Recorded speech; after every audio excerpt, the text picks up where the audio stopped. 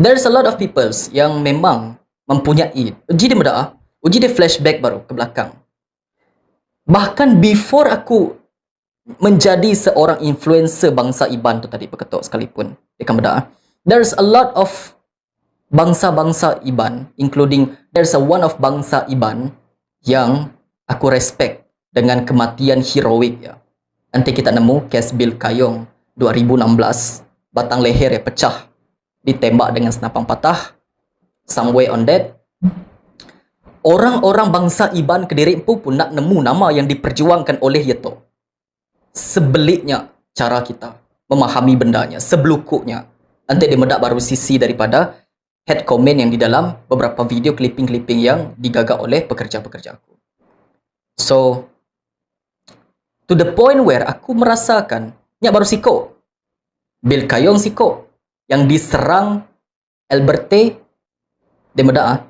Aku madah ke dia sikit. Ya begitu. There's more than 5.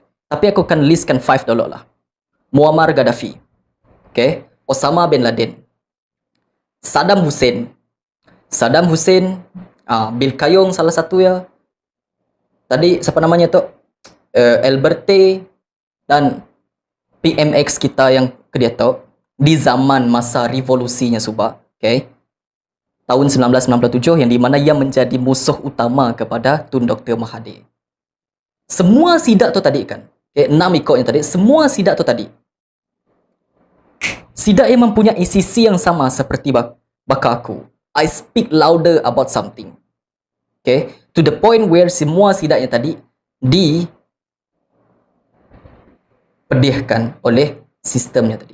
Yang di mana tajam kepada orang yang mengancam bisnes kami.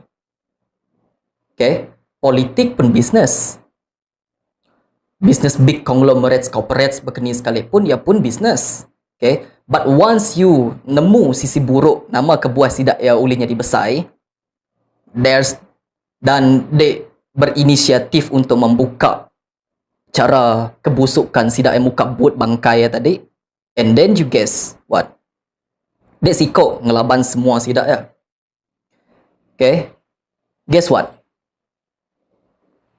Maybe keluarga mate dia, bini anak dia terancam.